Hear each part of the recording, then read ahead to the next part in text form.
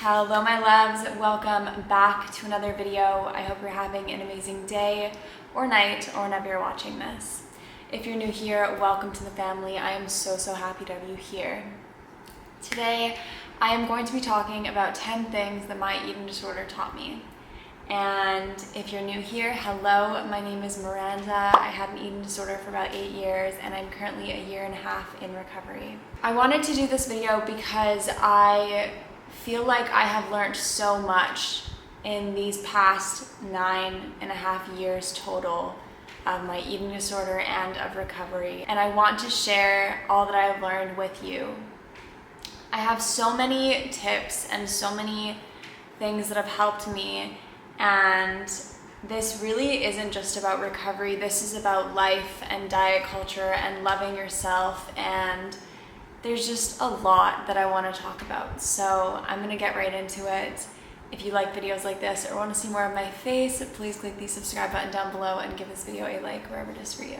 Before I start, I do want to say, if you are debating recovery or if you are in an eating disorder currently, I'm sending you so much love, so much strength. You are so strong, and I am rooting for you, and hopefully after watching this video, maybe you'll take that first step.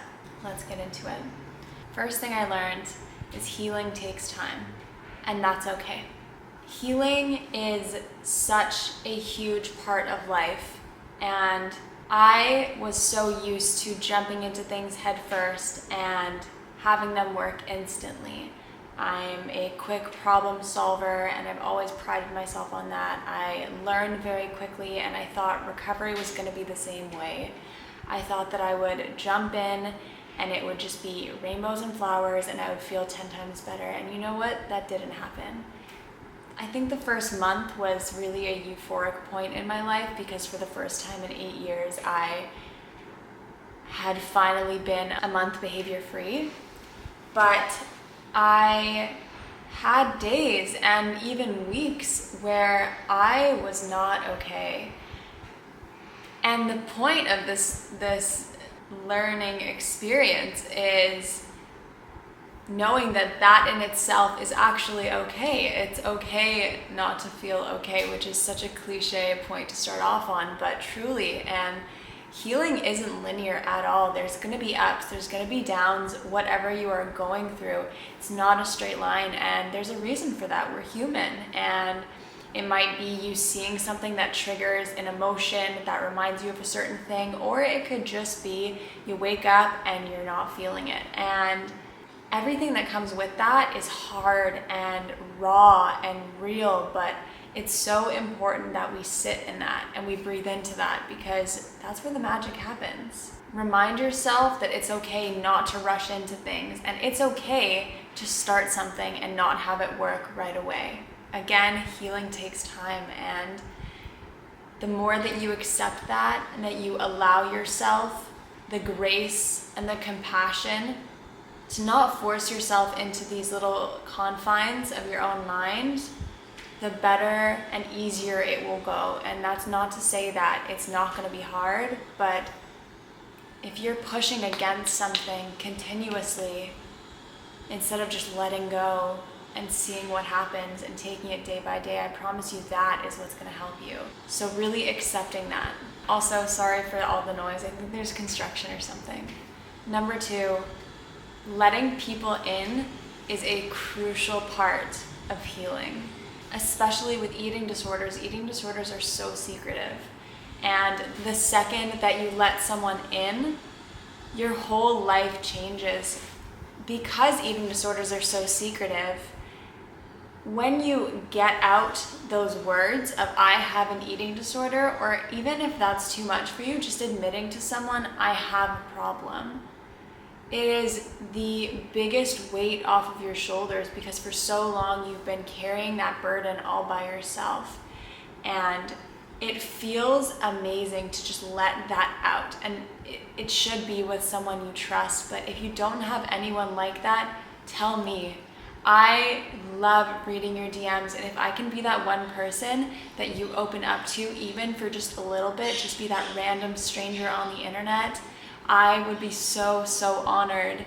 And I promise you, even just writing it out and sending it will feel like such a release. And when I told my parents about my eating disorder, I remember everything from that day. I was so nervous, I was so stressed out, I was so sick, and I sat them down and bawled my eyes out, and through my tears, I told them what was happening. And the second I told them, it didn't matter what their faces looked like or what they said, it was an instant release. And I just felt so much gratitude and so much pride in myself for being able to do that and being able to admit that, because it's really hard to admit this kind of thing. It's really hard to admit when you are struggling, and we're taught not to tell others and to hide it and push it down, and that's not what we should be doing. Also, thinking that it's wrong to fall backwards. Like I said, there are going to be moments where you go back, where you take a step back, where you don't feel good anymore,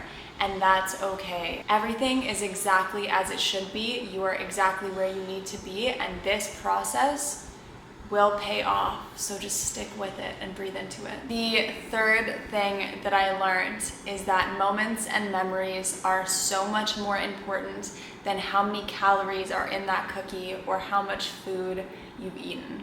Time and time again, I would skip outings with friends and call in sick or leave a party early just so that I could go home and engage in my behaviors, or just so that I wouldn't have to deal with eating food out and all that shame and judgment that came with that internally. And I promise you that in 10 years, you are not gonna look back and go, wow, I am so proud I didn't eat that cookie. You are gonna look back and be so upset that you missed out on these memories and beautiful moments in life that you could have just gone to if you had ignored your eating disorder. And I know that that's so much easier said than done, but what do you want to look back on in your life? Do you want to look back on you panicking about going out with a friend? Or do you want to look back on going out with that friend and having the most amazing night and eating the yummiest food, and whatever happens on that night, these memories, these moments with all these people, all these interactions that you're missing, these are what build you into the person that you become. These are what drive you and fuel you and give you energy. And missing out on all of that because there's a voice in your head telling you that you're not worthy enough, that you're not skinny enough, that you're not pretty enough, just breaks my heart. I can't believe that for so long I let my inner bully tell me not to do things, and I went along with it. And I promise you, these memories and these moments are what you want. These are what you want to experience. This is life. These moments and memories are life, and that's what you're missing out on. It's not just a dinner, it's not just a party, it's life. Every little moment makes up your life, and why would you want to miss out on that? Number 4 is super straightforward. Rest or food is never earned. You don't have to earn rest, and you don't have to earn food.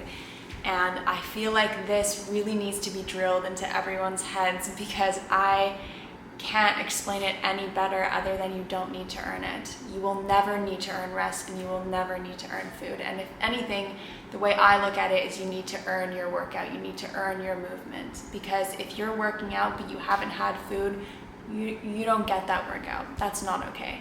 And looking at it from that way has really, really helped me. So just reminding yourself, you will never, ever have to earn food or rest. And you don't have to be crazy productive to be able to lie down for a second. You can just lie down. You don't have to burn X amount of calories to eat that donut. You just need to eat the donut. And once you stop looking at life as this equation of calories in and out and exercise and all of these numbers, life just opens up and blossoms, and you are able to live as your truest, highest self. And I stand behind that wholeheartedly. You will never, and I promise you, you will never, ever have to earn food or rest. Number 5, if anyone treats you differently, because of your eating disorder or because you are in recovery, they are not meant to be in your life. I experienced this so much in recovery, especially when I was gaining back the weight that I had lost. And this is weight that is necessary, okay? This is weight that you need to gain back. And even if you're not gaining weight in recovery, whatever kind of recovery you're in, even if you're not in recovery, if people treat you differently because of your external body or the way you look, or if you've shifted in any way, shape, or form, they are not people that you want in your life. These people do not deserve to be around you. They do not deserve your time, because basing your opinion on someone based off of what they look like is never okay. And they probably also have a lot to work on. There's probably some internalized fat phobia in there. There's probably some inner judgment in there and inner critic that they have to deal with. So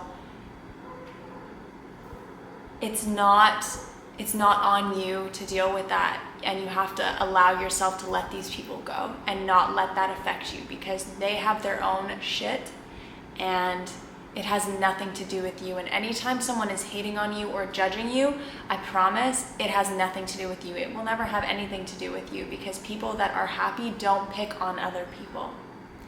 And that is just a universal fact.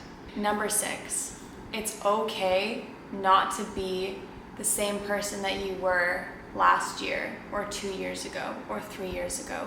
It's okay to evolve and change. Learning and growing from our mistakes is the epitome of human nature. That is what we do. We change, we evolve, we grow, and growth is such a beautiful and important step in living your life. It's okay to miss who you were, but look forward.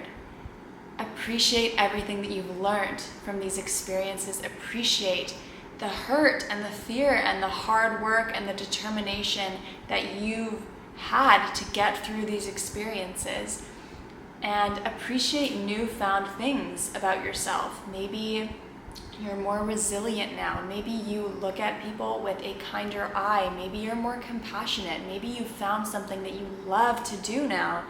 There are so many positive experiences that come out of negative ones, and I think it's so important to just take a minute and sit with these feelings and ask yourself, what good has come out of this? And I guarantee you will find at least one thing. Growing is a beautiful thing, and I know it's hard to accept that you're not the person you once were, but once you allow yourself to grieve that person and then gently let them go, you will have so much appreciation for the person you are now and the person that you're going to continue to become. Number 7, eating disorders and diet culture in general are competitive. Don't feed into it. Every single thing that you see on the internet about eating a certain way, looking a certain way, society standards, don't feed into it, because why are you competing to be the smallest in the room? Eating less does not make you a better person. You don't get a gold star for that. And bragging about it, it's just not it. It's not what you want to be doing. This is not something to be proud of. You are harming your body. You are harming your vessel, whose sole purpose is to take care of you. That is not something to be proud of. Don't feed into the competition. Remove yourself from all of those pro eating disorder threads. Remove yourself from people that make you feel less than. This is not a competition. So don't be in one. Remove yourself completely. I know it's so easy to feed into these situations. I know it's so easy to just put yourself in these positions, but try and be aware of the next time you're in one and just gently walk away. You don't have to be in it. No one's forcing you to be in it. It's okay. You can leave. Number 8, note the difference between short-term happiness followed by long-term pain versus short-term pain followed by long-term happiness. When you are engaging in your behaviors, you might have maybe seconds, maybe minutes of a sense of peace, of a sense of security, of a sense of sureness, whatever that is for you. Maybe you are really happy, maybe you are proud of yourself for a second, whatever it is, that happens fleetingly. That is a fleeting moment in time, which is almost guaranteed to be followed by pain, fear, guilt, shame, and that is a never-ending cycle. Those few moments of happiness are not worth that pain that comes after and that pain that stays with you. And I know this from personal experience, it does not go away. And the only way to make it go away is to continuously do those fleeting happiness moments, to continuously engage in those behaviors that put you right back where you started. Enduring recovery and starting recovery might be really hard and awful at first, but you are working through these emotions, and guess what's gonna happen? That pain that you've been enduring, that fear, that hard work, will turn into long-term pleasure and happiness because you will finally be free of these shackles. And I promise you, it is so worth it. So try and think about that next time. And maybe if you're about to engage, think about that. Do I want these 30 seconds of happiness just to go on feeling 10 times worse afterwards? Or do I want to push through this awful feeling of refraining from doing what I'm so used to, what I'm so comfortable doing? Get out of that zone of comfortability. Go where growth happens, and it'll be hard, but then it'll be beautiful and so worth it. My last 2 tips. Number 9, comparison is the thief of joy. I will never stop saying this. It is one of my favorite quotes because it is so true. The moment you start comparing yourself, whether that's with your body, with your looks, with your internal body, maybe with your beliefs, maybe how you treat other people, maybe how you write things, it is a never-ending cycle, again, of just constantly not feeling like you're good enough. And no matter who you're comparing to, there's always going to be someone that you think is better than you. So what is the point? What is the point of comparing yourself? Are you going to try and be that person? Because you're not supposed to be. You're supposed to be you. You were put here to be yourself. There is nobody, no one else, not one single person like you out there.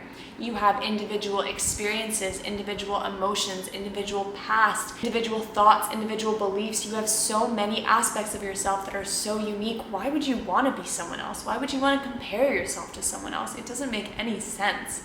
And the only reason we compare is because we have that feeling of I am not good enough. And we look up at these people and we think, well, they are happier than me. They must be doing it right. Let me do what they're doing. And it's not going to work. You have to find your own path because you are on your own path. And you can't compare your journey to someone else's journey because we are all different and beautiful and unique individuals. And that's it. My last tip. No matter how much you try and shrink yourself, no matter how little you eat, or no matter how much you exercise, you will never be sick enough. You will never be sick enough. You will never feel sick enough. Your eating disorder's hold on you is so intense, it will not listen unless you yourself make the choice to recover and make the choice to take that first step. You will always think that there is one more time, one more day, one more behavior, and it will never be one last time. Never. Trust yourself, trust your body, and take that first step. Take a leap of faith. It'll be hard, but it'll be so worth it because you will never feel like you are sick enough. And I promise you, the second you start feeding into diet culture and the second you start feeding into an eating disorder, you are sick, period. There's no sick enough. Why are you comparing? You are sick. Love yourself enough to get help. Love yourself enough to respect your body and stop harming it. Because you're not just harming your body, you're harming yourself and your mind and your soul and all the people around you. Enough. That is it for today's video. Thank you so much for watching. I really hope that this helped in any way. If it did, please let me know. Maybe share this with someone that you think needs to hear this. I love you so much, and You are stronger than you think, I promise, and you've got this. I'm sending you so much love, so much strength once again. Please reach out to me, my DMs are always open. My card deck is still on sale, so if you would like to purchase that for you or a loved one to help during your recovery journey, I will link it down below. I love you all so much, and I hope you have the most amazing week. I'll see you in my next video.